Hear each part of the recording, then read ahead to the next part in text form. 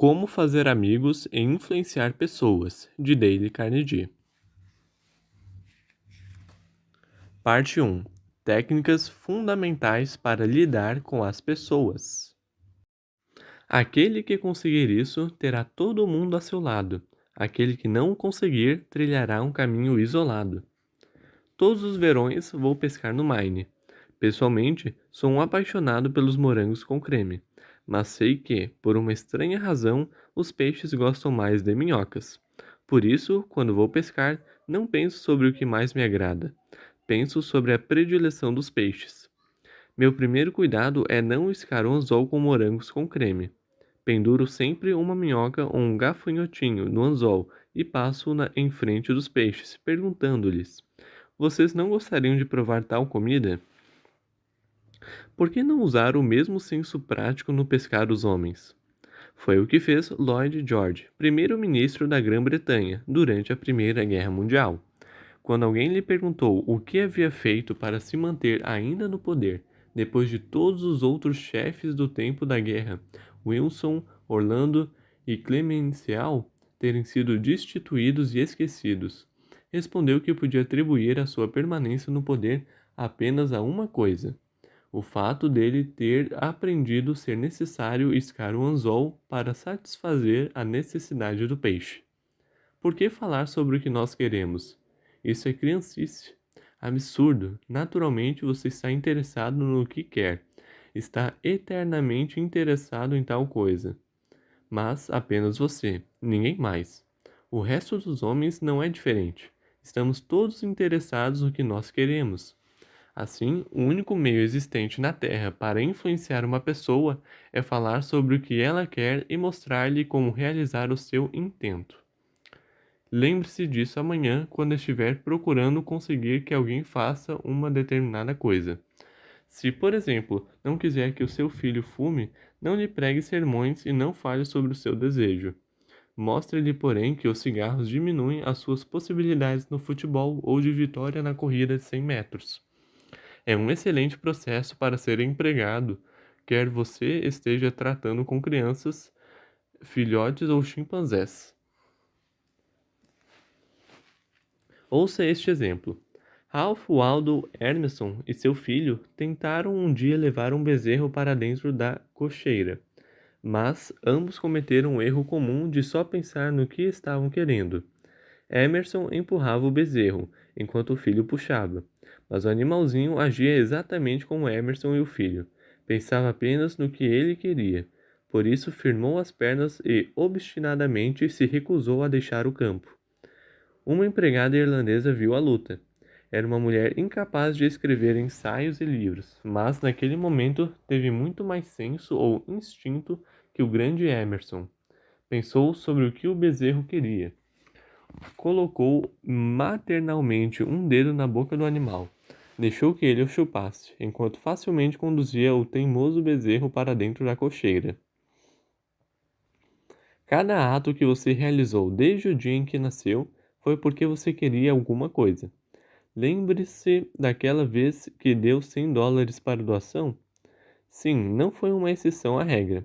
Deu uma centena de dólares à doação porque queria praticar uma ação bonita, altruísta, divina. Porquanto ajudaste a um de meus irmãos humildes, também ajudaste a mim. Se você não se sentisse melhor com tal ação do que permanecer com o dinheiro, não o teria dado. Por certo que poderia ter feito tal contribuição também por se sentir envergonhado de recusar ou porque alguém lhe fizera o pedido nesse sentido. Mas de uma coisa não resta a menor dúvida: fez a contribuição porque queria alguma coisa. O professor Harry Overstreet, no seu grande livro Influencing Human Behavior, diz: a ação emana daquilo que fundamentalmente desejamos. E o melhor conselho que se pode dar às pessoas que têm necessidade de convencer alguém, seja nos negócios, no lar, na escola ou na política, é despertar na outra pessoa um desejo ardente. Aquele que puder conseguir isso terá todo mundo ao seu lado. Aquele que não conseguir trilhará um caminho isolado. Andrew Carnegie, O pobre rapaz escocês que iniciou a vida ganhando 2 centavos por hora e deixando 365 milhões de dólares, aprendeu logo nos primórdios da sua existência que o único modo de influenciar as pessoas é falar sobre o que elas querem. Teve apenas 4 anos de escola, mas aprendeu como tratar as pessoas.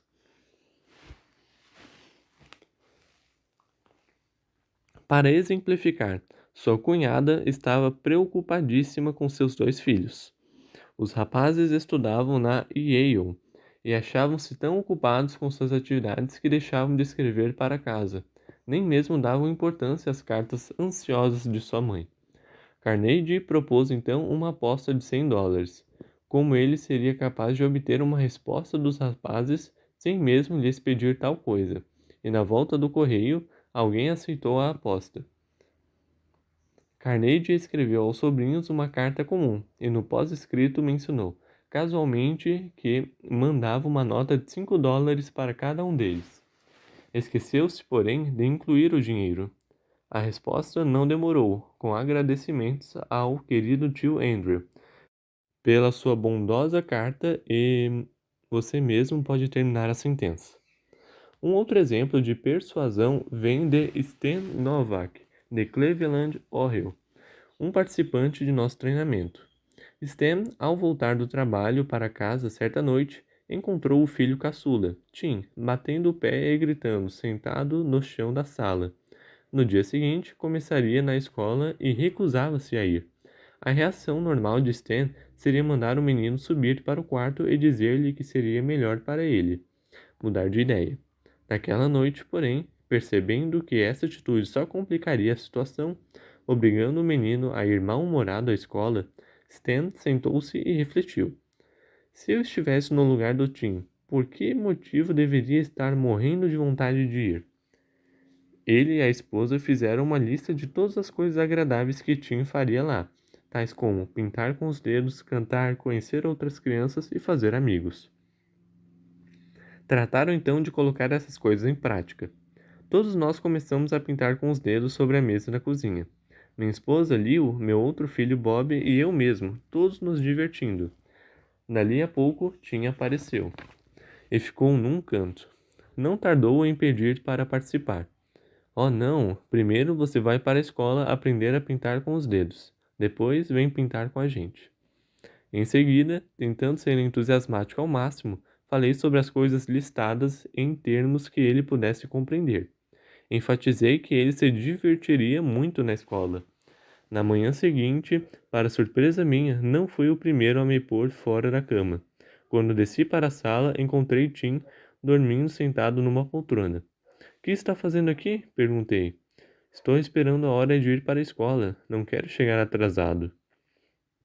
O entusiasmo de toda a família despertara em Tim uma disposição que jamais teríamos conseguido através de discussões e ameaças.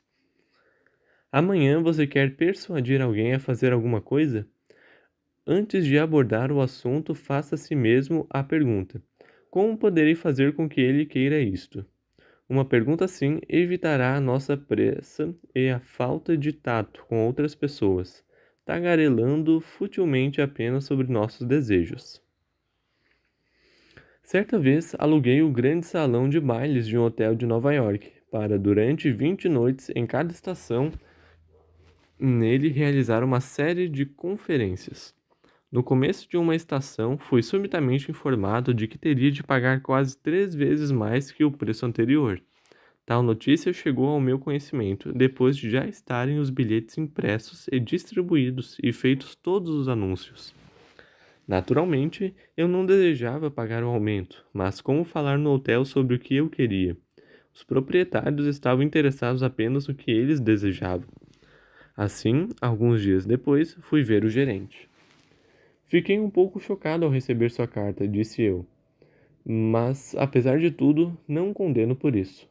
Se eu estivesse no seu lugar, provavelmente teria enviado uma carta idêntica. Seu dever como gerente do hotel é conseguir todos os lucros possíveis. Se não fizer isto, pode e deve ser despedido. Agora deixe-me tomar um pedaço de papel e mostrar-lhe as vantagens e as desvantagens que lhe advirão se insistir no aumento do aluguel. Tomei então uma folha de papel e tracei uma linha no centro, intitulando uma coluna Vantagens e a outra Desvantagens. Escrevi embaixo do título Vantagens as seguintes palavras: Salão de bailes livre. Então acrescentei: o senhor contará com a vantagem de ter o salão de bailes livre para alugar para danças e convenções. É uma grande vantagem para negócios como este, que renderão muito mais do que o senhor pode conseguir com uma série de conferências.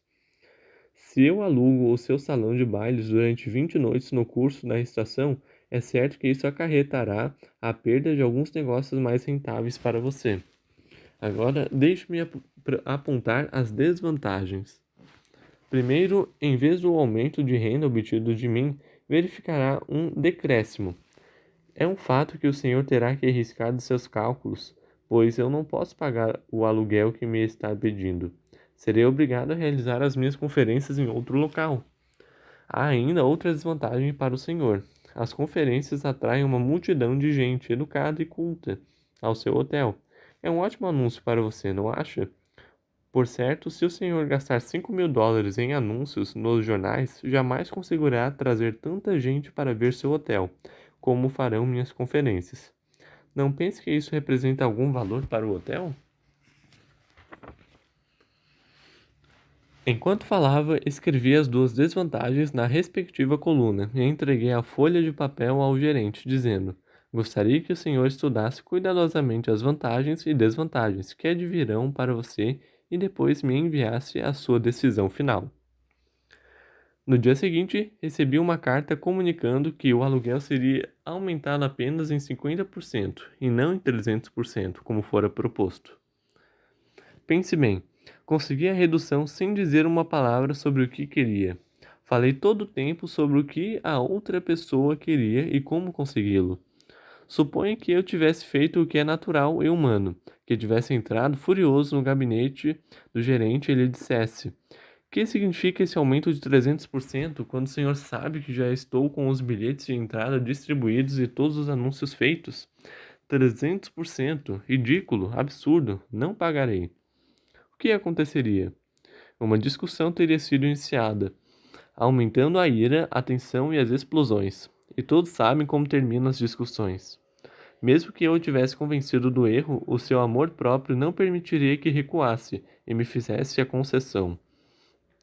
Eis aqui um dos melhores conselhos já dados sobre a fina arte das relações humanas.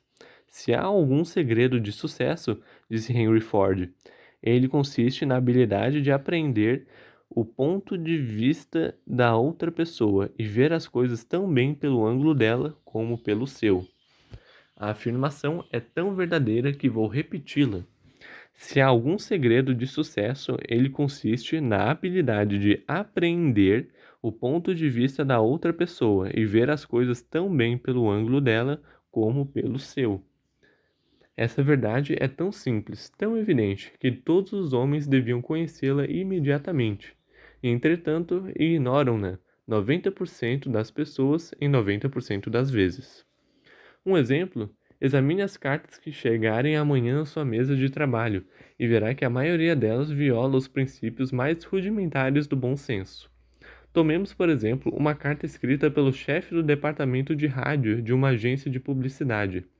Essa carta, ou melhor, essa circular, foi dirigida a cada um dos diretores das estações de rádio de todo o país.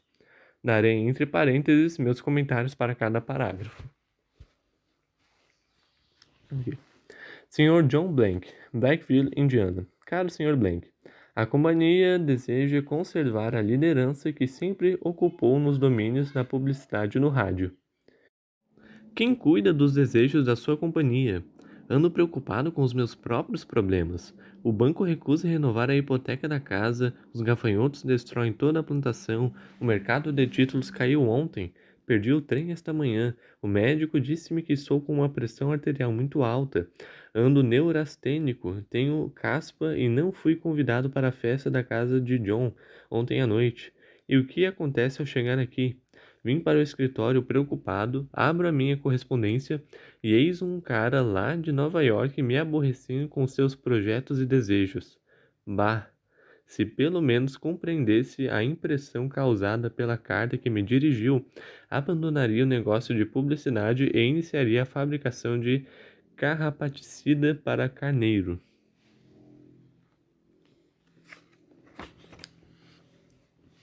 Foi a publicidade nacional difundida pelos nossos associados que possibilitou a base do primeiro trabalho completo sobre publicidade nesse gênero.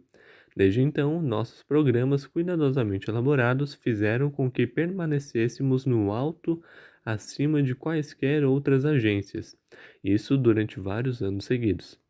O senhor está bem. A casa é a mais rica e a mais poderosa. Muito bem no alto, não está? Que tem isso? O senhor poderia ser tão poderoso quanto os dirigentes da General Motors, da General Electric e do Estado-Maior do Exército Americano, todos juntos. Senhor, se o senhor tivesse mais inteligência que um beija-flor, compreenderia que estou interessado em saber como eu sou grande e não como o senhor é grande. Todas essas alusões aos seus extraordinários sucessos fizeram com que eu me sentisse pequeno e sem importância. Desejamos oferecer aos nossos clientes os últimos empreendimentos concernentes às diversas estações transmissoras. O senhor é um asno incontestável. Não me interessa o que o senhor deseja, o que o presidente deste país deseja. Deixe-me dizer de uma vez por todas que apenas estou interessado no que eu desejo, e o senhor não disse uma só palavra sobre isso na sua absurda carta. Poderia, pois, fornecer-nos a lista preferencial com todos os empreendimentos relativos aos programas e horários e todos os detalhes de que necessitamos, para a escolha judiciosa do melhor tempo para a emissão dos nossos anúncios? Lista preferencial. Que ousadia! O senhor é atrevido com as suas referências sobre sua companhia. O senhor faz com que me sinta pequeno. Então pede-me para colocá-la numa lista preferencial, nem sequer se lembrando de pedir um favor quando sugere isso. Uma pronta resposta inteirando-nos dos seus últimos empreendimentos será útil aos nossos interesses mútuos. O senhor está louco, manda-me uma carta escrita há tempos e espalhada por toda parte como as folhas de outono, e tem o desplante de pedir-me para sentar e ditar uma carta pessoal quando estou preocupado com a hipoteca e a minha pressão arterial. E isso para responder a uma carta, e ainda me pede para fazer isso prontamente. Que entende o senhor por prontamente? Não sabe que estou tão preocupado, tão ocupado quanto o senhor, ou pelo menos que gosto de pensar assim? Já que estamos tratando deste assunto, quem lhe deu direito de senhorilmente dar-me ordens? O senhor disse: isso será útil aos nossos mútuos interesses. Afinal, o senhor começou a perceber o meu ponto de vista, mas foi muito vago no dizer quais seriam minhas vantagens. Muito respeitosamente, John Doe, diretor do departamento de rádio. PS. Inclua um tópico do Blackville Journal que lhe será de interesse e que o senhor pode querer irradiar na sua estação de rádio. Finalmente, aqui embaixo no PS, o senhor menciona alguma coisa que pode ajudar-me a resolver um dos meus problemas. Por que não começou a carta com isso? Qualquer agente de publicidade que se torne culpado de ser o autor de uma baboseira como a que o senhor me mandou deve ter alguma coisa de anormal na medula. O senhor não precisa de uma carta relatando os meus últimos empreendimentos. O que o senhor necessita é de um pouco de iodo na glândula tireoide. Ora, se um homem se dedica a sua vida à publicidade e se apresenta como um técnico na arte de influenciar as pessoas para comprar, escreve uma carta destas que podemos esperar de um açougueiro, de um padeiro ou de um mecânico? Eis aqui uma carta escrita pelo superintendente de uma grande companhia de cargas a um estudante de um dos meus cursos, Sr. Edward Vermeulen. Qual o efeito causado pela mesma no homem a quem missiva era dirigida? Leia e depois direi. Zerega Sons Inc., 28 Front Street, Brooklyn, New York. Atenção, Sr. Edward Vermeulen. Cavalheiro, os serviços de nossa estação de transbordo estão sendo prejudicados porque uma porcentagem do material das suas encomendas é despachada para nós quase à noite. Tal situação resulta para nós em congestionamento, trabalho extra de nossa parte, demora de caminhões e, em alguns casos, demora até nos embarques. Em 10 de novembro, recebemos um lote de 510 peças da sua companhia, chegando às 16h20. Solicitamos sua cooperação para evitar os futuros inconvenientes ocasionados pela remessa tardia da carga. Poderíamos pedir-lhe que, nos dias em que os seus embarques têm um volume tão grande como na data referida, nos mandasse os caminhões mais cedo ou nos mandasse uma parte da carga ao meio-dia? A vantagem que poderia advir para o senhor, uma vez tomada tal providência, seria uma descarga mais pronta dos seus caminhões e a segurança de que as suas mercadorias seguiriam no mesmo dia do recebimento. Muito atenciosamente, JB Superintendente. Depois de ler esta carta, o Sr. Vermillen, diretor de vendas de Azerega Sons Inc., mandou-a para mim com o seguinte comentário. Essa carta teve o efeito contrário do pretendido. Começa descrevendo as dificuldades da companhia de cargas, as quais não nos interessam, falando de um modo geral. Nossa cooperação é então requerida sem se levar em conta se há ou não inconvenientes para nós. E, finalmente, no último parágrafo, menciona-se o fato de que, se cooperarmos, isso significará uma descarga mais rápida dos nossos caminhões, com a segurança de que a carga seguirá no mesmo dia da entrega. Em outras palavras, o que mais nos interessava veio mencionado por último, e o efeito total foi gerar um espírito de antagonismo maior que o de cooperação. Vejamos se é possível escrever de novo e melhorar essa carta. Não percamos tempo falando dos nossos problemas. Como Henry Ford advertiu, aprendamos o ponto de vista alheio e vejamos as coisas pelo seu ângulo, tão bem como pelo nosso. Eis um meio de fazer a revisão. Pode não ser o melhor, mas veja se já não há diferença. Sr. Edward Vermillion, Zerega Sons Inc., 28 Front Street, Brooklyn, New York. Prezado Sr. Vermillion, a companhia de VS tem sido uma das nossas melhores clientes durante 14 anos. Naturalmente, estamos muito gratos pela preferência e temos o máximo interesse em dar-lhe o mais rápido e mais eficiente serviço que bem merece. Entretanto, custa-nos confessar que tal coisa não é possível quando seus caminhões nos trouxerem grandes carregamentos quase ao anoitecer, como aconteceu no dia 10 de novembro último. Por quê? Simplesmente porque muitos outros clientes também fazem as suas entregas de tarde. Como é natural, isso causa congestionamento, o que significa ter os seus caminhões parados um tempo enorme no cais, e algumas vezes mesmo terem sido seus embarques adiados. Isso é mau, mas como pode ser evitado? Fazendo entregar no cais pela manhã quando possível, o que permitirá que os seus caminhões possam movimentar-se com facilidade. Sua carga merecerá imediata atenção e os seus empregados poderão regressar cedo para o jantar em casa, deliciando-se com os magníficos macarrões de sua fabricação, sem levarmos em conta o momento da chegada das suas entregas. Estaremos sempre atentos para tudo fazer ao nosso alcance, a fim de servi-lo prontamente. VS é um homem muito ocupado. Rogamos não desviar a atenção dos seus afazeres para responder à presente nota.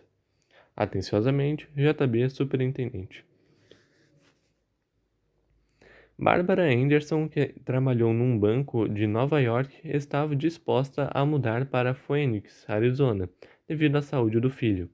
Empregando os princípios que havia aprendido em nosso treinamento, escreveu a seguinte carta e a enviou a 12 bancos de Phoenix. Prezado senhor, meus 10 anos de experiência bancária seriam de interesse a um banco que cresce tão depressa quanto o do senhor.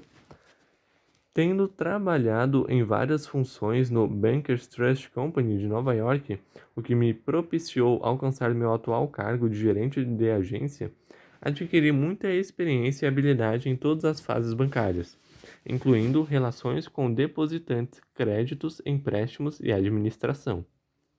Estarei de mudança para Phoenix no próximo mês de maio e tenho certeza de que poderei contribuir para o seu crescimento e rendimento. Estarei em Phoenix no dia 3 de abril e gostaria de ter a oportunidade de mostrar ao senhor de que modo poderei colaborar com os objetivos de seu banco. Atenciosamente, Barbara L. Anderson. O leitor acha que a senhorita Anderson recebeu alguma resposta a essa carta? Pois 11 dos 12 bancos convocaram-na para uma entrevista, e ela ainda pôde escolher que oferta aceitar. Mas por quê?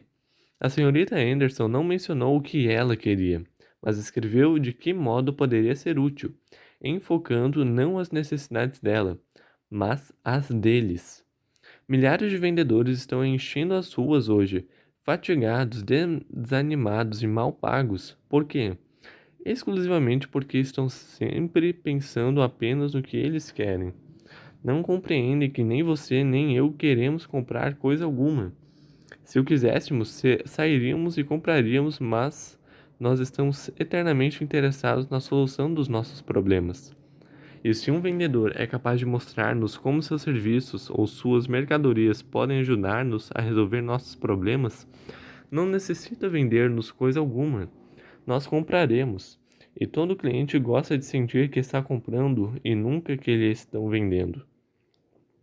Apesar disso, muitos homens passam a vida vendendo, sem olhar as coisas pelo ângulo do cliente. Por exemplo, resido em Forest Hills, uma pequena comunidade de casas particulares no centro da grande Nova York. Um dia ia eu apressado para a estação quando encontrei-me com um corretor de imóveis que tinha comprado e vendido propriedades naquela região por muitos anos. Conhecia bem Forest Hills e por isso precipitadamente lhe perguntei se o estuque de minha casa era feito com tela metálica ou com telhas ocas. Disse-me que não sabia e declarou-me o que eu já sabia, que podia ter uma informação segura procurando a Forest Hills Garden Association. Na manhã seguinte recebi uma carta sua. Trazia-me a informação perdida? Podia tê-la conseguido em 60 segundos com um telefonema, mas não o fez.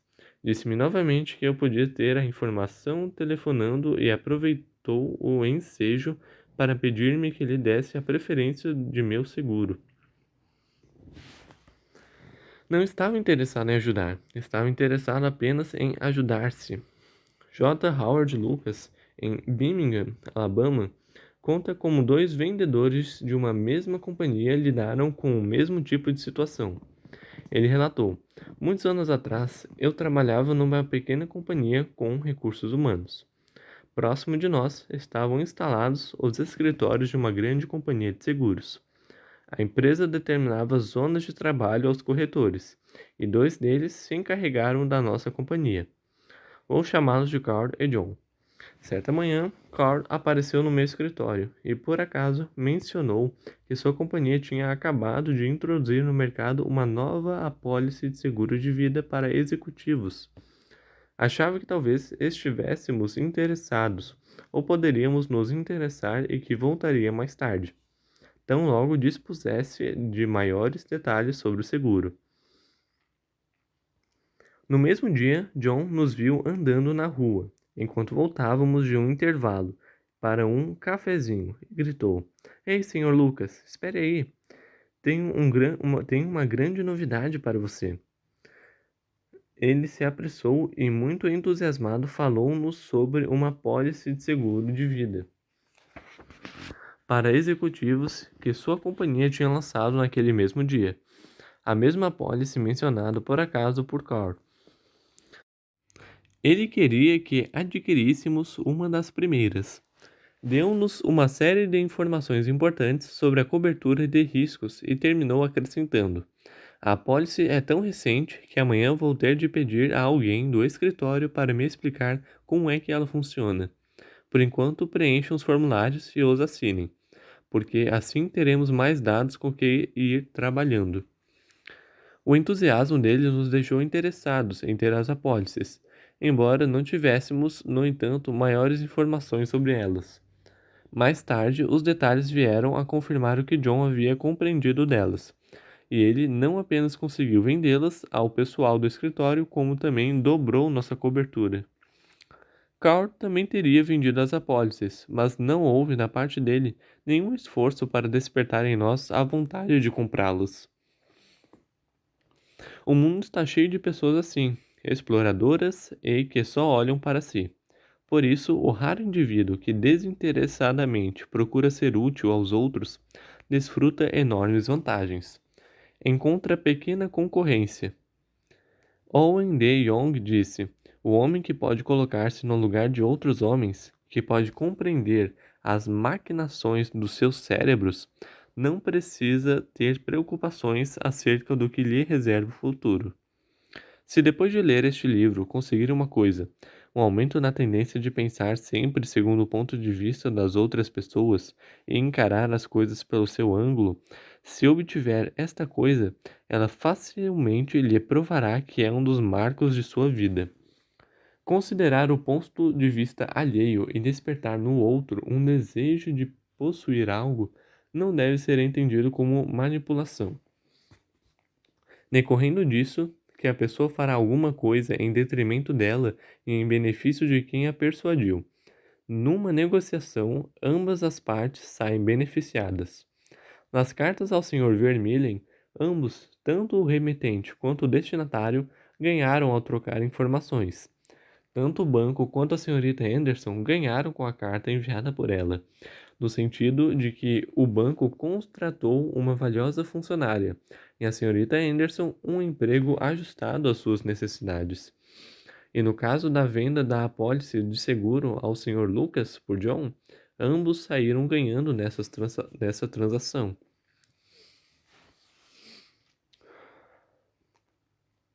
Um outro exemplo em que ambas as partes saem ganhando com o emprego do princípio de despertar um desejo ardente na outra pessoa vem de Michael E. Wilden, de Warwick, Rhode Island, vendedor local da Shell Oil Company. Mike tinha a ambição de ser o vendedor número 1 no seu distrito, mas um dos postos oferecia-lhe obstáculo. O posto era dirigido por um senhor de idade avançada, que de modo algum encontrava estímulo para organizar seu estabelecimento. Dessa maneira, suas vendas caíam em números expressivos. O gerente não dava ouvidos a Mike, que lhe sugeria melhorar o posto. Depois de muita insistência e de conversas francas, que, diga-se, não conseguiram demover o senhor, Mike decidiu convidar o gerente para fazer uma visita ao novo posto que a Shell havia inaugurado recentemente na sua região. O gerente ficou tão impressionado com os recursos do novo posto que acabou por limpar e organizar o seu, registrando certo aumento nas vendas. Isso propiciou a Mike a oportunidade de se tornar o melhor vendedor de sua região. Nenhuma conversa ou discussão o tinha ajudado, mas tão logo despertou um desejo ardente no velho gerente, simplesmente mostrando-lhe o moderno posto. As portas estavam abertas para alcançar sua meta e ambos, Mike e o gerente, saíram ganhando. A maioria dos homens vai à escola, aprende a ler Virgílio e a dominar os mistérios dos cálculos, sem jamais descobrir como funcionam seus cérebros. Vejamos um exemplo. Certa vez dei um treinamento sobre fala eficaz para jovens universitários que iam entrar para a Carrier Corporation, grande fabricante de aparelhos de ar-condicionado. Um dos participantes pretendeu persuadir os outros a ir jogar basquetebol, e eis como agiu. Quero que vocês venham jogar basquetebol. Eu gosto muito desse jogo, mas as poucas vezes que tenho ido ao ginásio não encontrei número suficiente de pessoas para formar um time. 2 ou 3 de nós estivemos parte da noite passada jogando a bola de um para o outro, e eu saí com equimose numa das vistas. Desejo que vocês, rapazes, venham amanhã à noite. Eu quero jogar basquetebol. Falam eles sobre alguma coisa que você queria? Você não quer ir para o ginásio a que ninguém vai, não é? Você não se interessa pelo que ele quer. Não deseja conseguir também uma equimose, certamente. Podia ele mostrar-lhe como obter as coisas que você deseja com o uso do ginásio? Seguramente, mais vida. Provoca um grande apetite. Esclarece o cérebro. Diversões, jogos, basquetebol. Repetindo o sábio conselho do professor Overstreet. Primeiro, despertar na outra pessoa um desejo ardente. Aquele que conseguir isto terá o mundo todo a seu lado. Aquele que não conseguir trilhará um caminho isolado. Um dos estudantes dos cursos de treinamento do autor andava preocupado com um filhinho seu. A criança tinha o peso abaixo do normal e recusava-se a comer. Os pais empregavam o método comum. Brigavam e repreendiam. Mamãe quer que você tome isto e aquilo. Papai quer que você cresça para ser um grande homem. A criança prestou alguma atenção a tais pedidos? Prestou tanta atenção como você e eu prestamos a um simples grão de areia em toda a extensão de uma praia. Nenhum homem com bom senso poderá esperar que uma criança de 3 anos compreenda o ponto de vista de um pai que tem 30 primaveras. Entretanto, era precisamente o que ele estava esperando. Ridículo. Finalmente, compreendeu, disse então para si mesmo: que quer o meu filho? Como poderei unir o que ele quer com o que eu quero? Foi tarefa fácil quando começou a pensar sobre o assunto. Seu filho possuía um velocípede, no qual gostava de passear para baixo e para cima, diante da casa, no Brooklyn. Poucas portas abaixo, na mesma rua, vivia um menino grandalhão que costumava fazer o garoto descer do velocípede para passear nele. Naturalmente, o garoto corria, choramingando para sua mamãe, e esta tinha de ir tomar o velocípede das mãos do grandalhão e entregá-lo novamente ao filho. Isso acontecia quase todos os dias. O que desejava o garoto? Não é necessário ser um Sherlock Holmes para responder a essa pergunta. Seu orgulho, sua ira, seu desejo de ser importante, todas as mais fortes emoções de sua formação, incitavam-no a tomar uma vingança, a dar um soco no nariz do grandalhão. E quando seu pai lhe disse que podia tirar o prestígio do garoto maior algum dia, para isso apenas precisava comer as coisas que a sua mamãe queria que ele comesse. Quando seu pai lhe prometeu isso, desapareceram todos os problemas alimentares. O menino começou a comer espinafres, salsichas, peixe salgado, tudo. Enfim, somente para se tornar bastante forte a fim de surrar o grandalhão que o havia humilhado várias vezes. Depois de resolver tal problema, o pai encontrou-se diante de outro. O garoto adquirira o hábito não muito santo de urinar na cama. Dormia com a avó. Pela manhã, esta despertava e, sentindo o lençol molhado, dizia: Veja, Johnny, o que você fez novamente essa noite. Ele, por certo, respondia: Não, eu não fiz isso. Foi a senhora quem fez. Repreensões, castigo, humilhações, admoestações reiteradas de que sua mãe não queria que ele fizesse aquilo. Nenhum desses processos fez com que a cama de Johnny amanhecesse seca.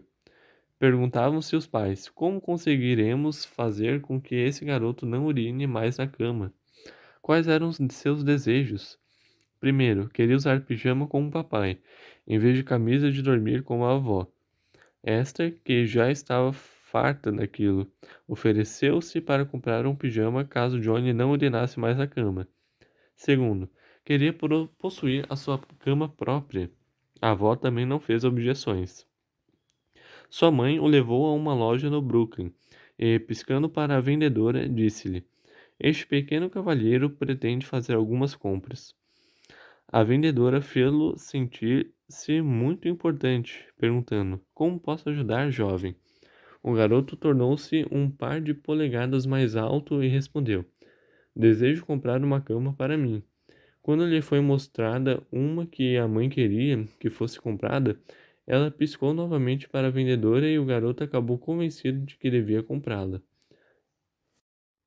A cama foi entregue no dia seguinte e à noite, quando o pai chegou em casa, o garoto foi recebê-lo à porta gritando: Papai, papai, venha ao meu quarto ver a minha cama que eu comprei. O pai, olhando a cama, obedeceu ao conselho de Charles Schwab. Foi sincero na aprovação e pródigo no elogio. Você agora não vai molhar a sua caminha, não é? Perguntou. Oh, não, não. Eu não urinarei na minha própria cama.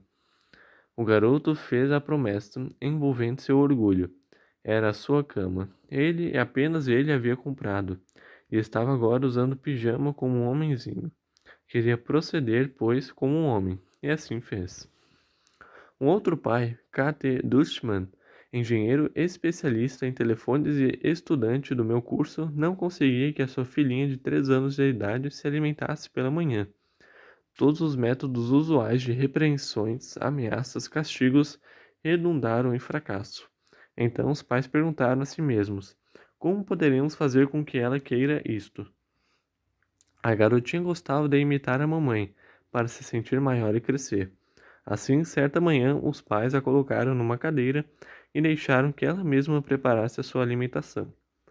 Justamente no momento psicológico, tendo o pai entrado na cozinha, quando ela estava fazendo os preparativos, a menina exclamou: Oh, olhe, papai, hoje eu mesmo estou preparando o meu mingau de aveia. Nesse dia, comeu 2 pratos de cereais sem a menor coação, pois estava interessada. Havia se sentido importante ao fazer sua alimentação matinal. Encontrou seu meio de autoexpressão. William Winter frisou certa vez que a autoexpressão é uma necessidade dominante da natureza humana. Por que nós não podemos empregar a mesma psicologia nos negócios? Quando temos uma ideia brilhante, em vez de apresentá-la a outra pessoa como nossa, por que não a deixamos cozinhar e misturar a ideia? Essa pessoa vai encará-la como sendo dela mesma. Gostará e comerá 2 pratos da nossa ideia. Lembre-se, primeiro, despertar na outra pessoa um ardente desejo. Aquele que conseguir isso terá o mundo ao seu lado. Aquele que não conseguir trilhará um caminho isolado. Princípio 3: desperte um forte desejo na outra pessoa.